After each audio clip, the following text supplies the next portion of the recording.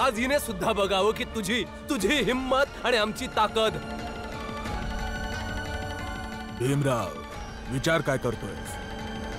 हिम्मत असेल तर भाकरी आणून दे. बघूया की तुझी लायकी मोठी आहे की आमची ताकद. तुझी ती नाटकी भाषणं मोठी आहेत की आमच्या धार्मिक मान्यता.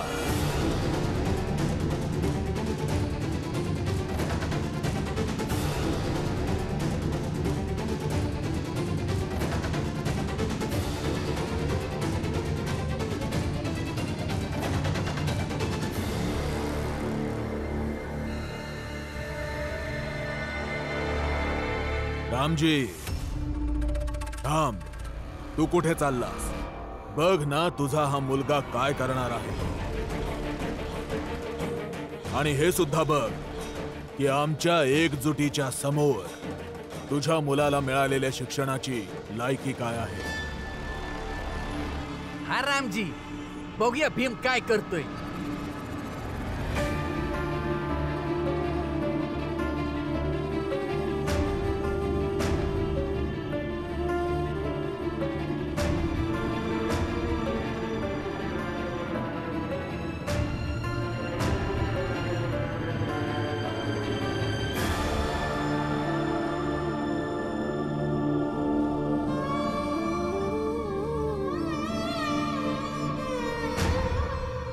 बाहेर समजे ह्यासाठी नाही थांबले का तुमची नियत साफ आहे. ह्यासाठी थांबलेत का तुम्ही भाकर घेऊन बाहेर जाल आणि ते सगळे मिळून तुम्हाला त्रास देतील. रमा, जेव्हा भूक उंबऱ्यात उभी असते तर माणसाला घाबरलं नाही पाहिजे. आज जर मी एका भुकेलेल्याला खाऊ नाही घातलं तर काय फायदा माझ्या शिक्षणाचा? काय फायदा माझं स्वप्न बघण्याचा? काय फायदा माझ्या संघर्षांचा? मला ते समज नाही माहित. फक्त तुम्ही हे घेऊन बाहेर नाही जायचं. मी बाहेर जाणार रमा. नाही जायचं.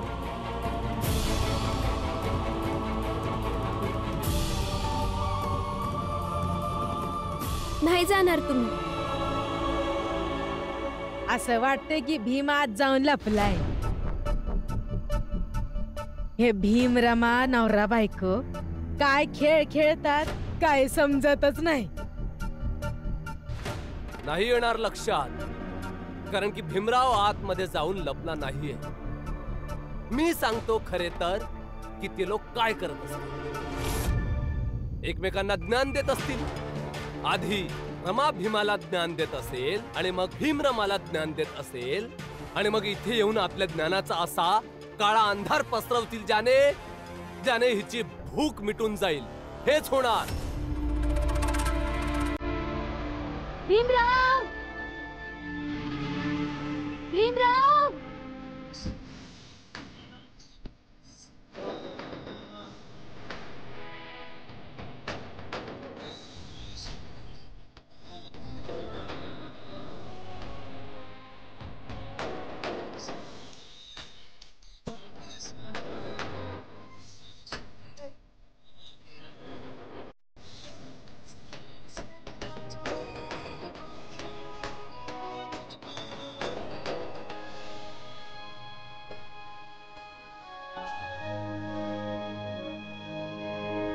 रमा, तू पत्नी आहेस माझी. जर अशा पद्धतीने निर्णय ऐकवशील तर मला तुझ्या निर्णयाचा सन्मान करावाच लागेल. पण तरीही मला असं वाटतं तू एकदा पुन्हा विचार कर. हा विचार कर की आपण दोघंही कधीतरी उपाशी होतो. आपल्यालाही कोणीतरी खाऊ घातलं होतं. किंवा मग हा विचार कर की जर मी ही पोळी घेऊन बाहेर गेलो तर ते लोक मला मारतीलही. जर असं झालं तर आपल्या ओळखीचे डॉक्टर आहे जे मला बरं करतील, माझ्यावर इलाज करतील. पण जर ही पोळी घेऊन मी बाहेर नाही गेलो रमा तर माझ्या मनावर आघात होतील. त्याचा इलाज कसा होणार? कोणते डॉक्टर करतील? किंवा हा विचार कर, तू सतत बोलतेस ना, एक दिवस तुमचं आत्मचरित्र लिहिलं जाईल. जर खरंच माझं आत्मचरित्र लिहिलं गेलं तर त्या आत्मचरित्रामध्ये एक असं पान वाचू शकशील का ज्यामध्ये लिहिलेलं असेल की तुझा पती घाबरून घरात लपून बसला आणि उंबरठ्यावर एक जण उपाशीच राहिला?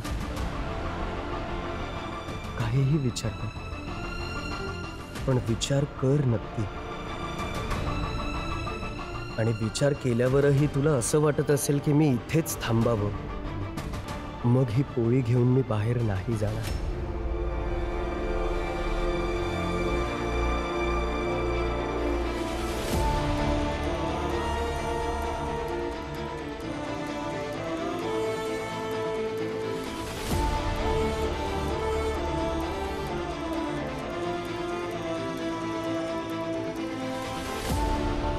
भीमरावची पत्नी होणं किती अवघड आहे. ये भीमराव ये. जर आज तू पुढे आलास तर जिवंत नाही वाचणार. कोणाच्या उपाशी पोटासाठी भीमराव एकदा काय 100 वेळाही मरण पत्कारेन.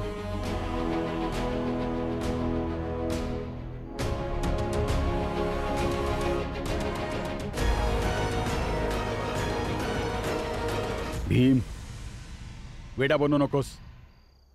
रमा, तू पण ह्याला अडू शकली नाहीस. जाऊ द्या बाबा, आपण गरीब माणसं तर वर्षानुवर्ष उपाशी राहत आलोय, पण आज माझ्या नवऱ्याला संधी मिळालीये कुणाची तरी उपासमार थांबवायची.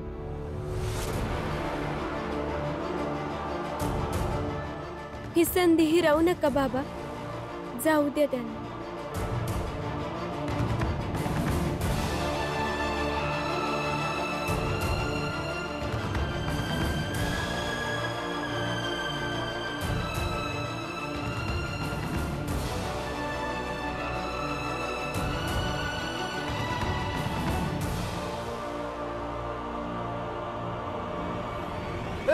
मारा याला.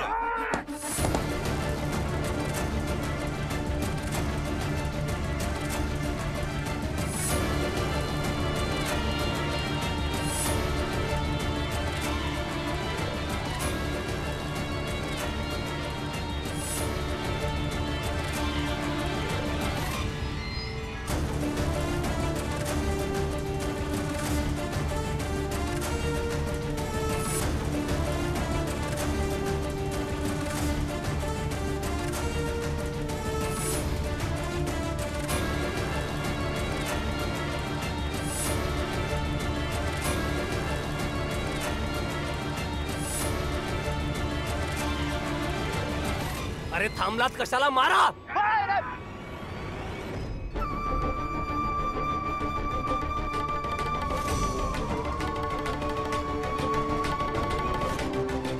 भीम, तुम्ही या परिस्थितीमध्ये सुद्धा हे जेवण आणून माझा विश्वास राखला आहे.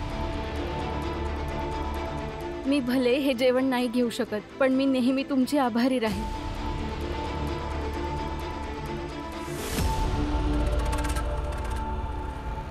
निर्मला, पकडा तिला.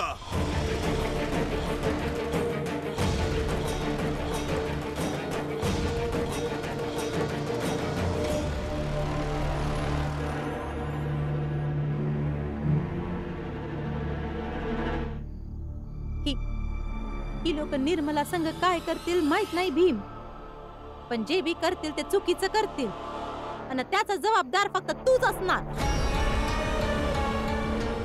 आणि माहिती आहे हे नरोत्तम जोशीनी आपल्या बहिणीला इथं पकडून का आणलं होतं? तुझ्या संग बदला घ्यायला, आणि तुझ्या संग आमच्या सगळ्यांची बदला घेणार. सगुणाबाई, जिजाबाईला आत घेऊन जा. इथे काही पण वाईट साईड बोलतीये, नाहीतर माझा हात उठल.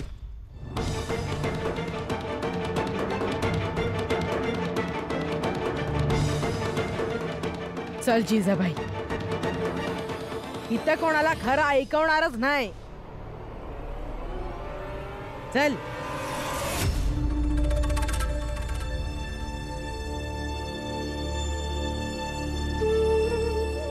भीमपुरा, तू काही दिवसांसाठी आनंदकडे राहायला जा कोकणात. तुझ्या मनाला शांती पण मिळेल आणि मनाची करमणूक पण होईल.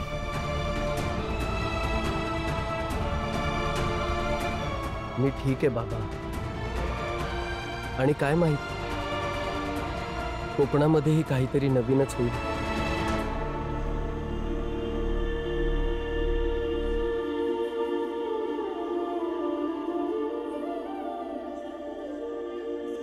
हा भीमराव ना, त्यांच्या बी आयुष्यात घुसला आहे ना, त्यांची जिंदगी बर्बादच झाली आहे. चला आपण निघूया, जेवण दे, लय भूक लागली बघ मला. हा चला. थांब फुलिया.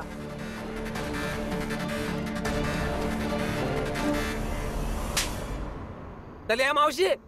थांब जोखू. जा दे आता आपल्या पतीला जेवायला, आणि तू बी खा. चले मावशी, तू माझ्या बायकोला हात कशी का लावू शकतेस? असंच नाही मारत आहे, लई कारण आहेत. जा जेवण खात खात विचार आपल्या पत्नीला, सांगल एक एक कारण.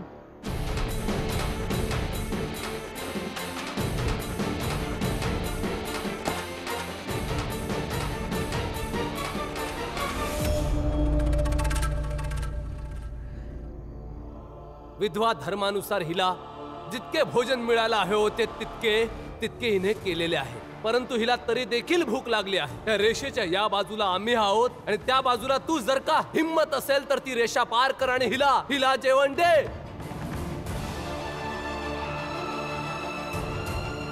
भीम, तुम्ही या परिस्थितीमध्ये सुद्धा हे जेवण आणून माझा विश्वास राखला आहे, पण मी नेहमी तुमची आभारी राहील. ही लोक निर्मला संग काय करतील माहित नाही भीम, पण जे बी करतील ते चुकीचं करतील आणि त्याचा जबाबदार फक्त तूच असणार.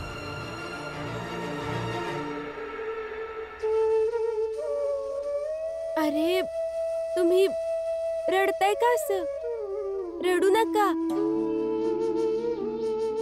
ती लोक निर्मलाजींसोबत काय नाही करणार, फक्त आपल्या हिशोबाने विधवा असल्याचा दबाव आणतील आणि त्यात आपण काय बी नाही करू शकत. आणि जे आपल्या हातात नसेल त्यासाठी काय रडायचं? किती दुःख आहे ह्या जगात रमा, आणि माणूसच माणसाच्या दुःखाचं मोठं कारण आहे. माणसाने जर माणसाची मदत केली ना, जगातले सगळे दुःख नाहीसे होतील.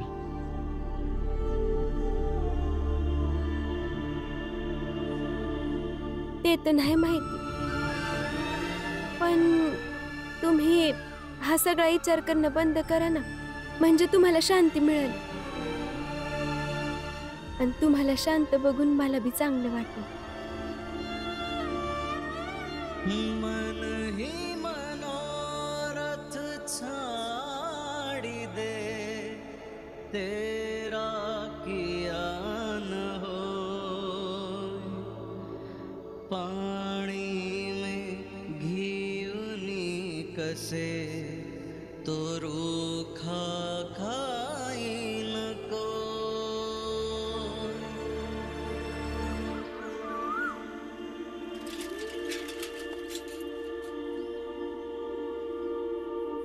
बाबा, आत्या, तुम्ही त्यांना कुठे पाहिलं का? घरात नाहीयेत, माहित नाही कुठे गेले. नाही पोरे, मला तर काही माहित बी नाही. काय? अरे तर जाऊन बघा, कुठं असं तर नाही. तुम्ही लोकांनी त्याला रात्रभर समजावलं, त्याच्यावर त्याचा काय बी परिणाम झाला नाही आणि निघून गेला क्रांती करायला. जा बघा बघा, जा.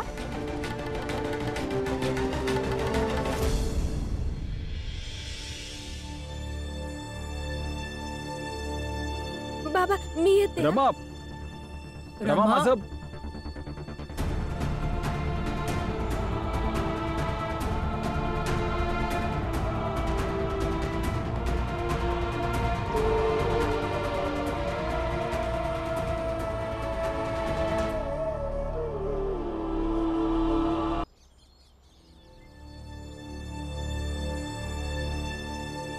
हे घे आणि जाऊन पूजा करून ये मंदिरात. घे. आणि हो निर्मला, वाटेतील सगळ्या लोकांची क्षमा मागत जा. म्हणशील की काल रात्री खूप जास्त भूक लागली म्हणून राहावलं गेलं नाही. समजलास? समजला? हो. जा तुम्ही लोक. तुझ्या मापाचा खड्डा खणून ठेवलाय आम्ही. कोणतीही गोष्ट ऐकण्यासाठी जरा सुद्धा नकार दिलास ना तर त्याच खड्ड्यात गाडून टाकू तुला.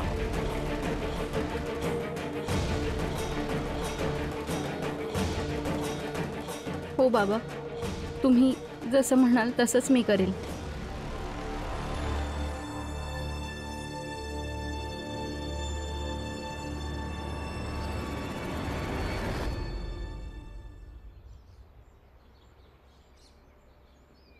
मला माहिती होतं का तुम्ही इथेच भेटाल. चला आता घरी. मी काल रात्री सांगितलं होतं ते काय नाही करणार निर्मलाजींसोबत. बस आपल्या हिशोबाने इदवा असल्याचा दबाव आणतील आणि त्याच्यात आपण काय नाही करू शकत. आता तुम्ही घरी चला. घरी चला बघू, नाही तर अजून अडचण वाढेल. घरी चला.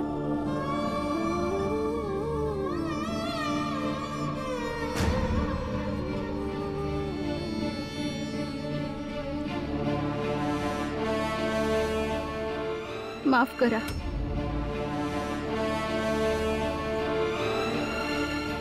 माफ करा.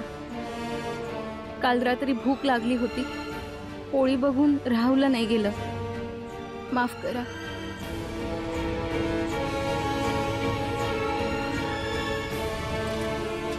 माफ करा.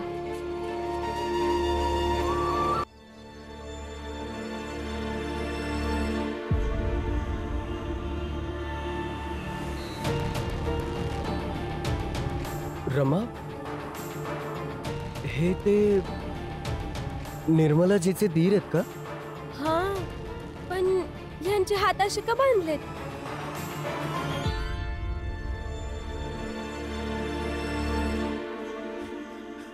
भीम, भीम माझे हात खोल. भीम, भीम ही रस्सी सोड. हो,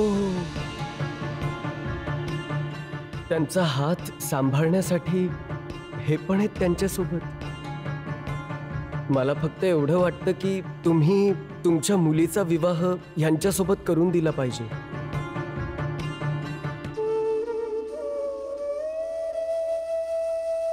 भीम, तू एकटाच आहेस ज्याने या विवाहाचं समर्थन केलं. मला खरंच निर्मलाचा सांभाळ करायचा आहे. आतापर्यंत तर मी तिला वहिनी म्हणायचो, पण आता मला तिला निर्मला म्हणावं लागेल. मला माझ्याच आई वडिलांनी बांधून ठेवलं होतं. मी कसं तरी तिथून पळून आलोय आणि हा विचार करून आलोय की कोणत्याही परिस्थितीत मी निर्मलाला पळवून घेऊन जाईन. आणि जोपर्यंत आई बाबांना हे सर्व माहीत पडेल ना,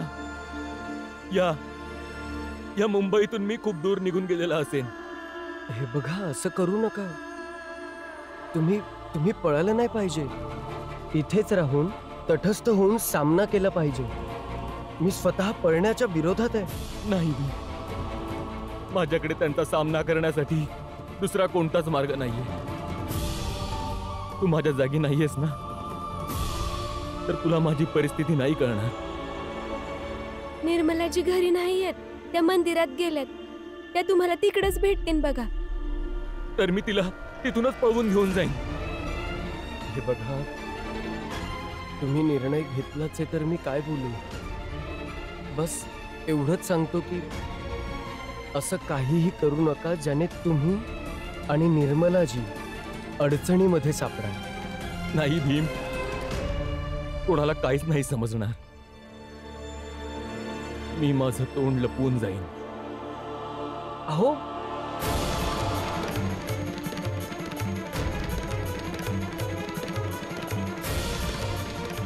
बस निर्मलाजी व्यवस्थित जाव्यात ह्यांच्यासोबत.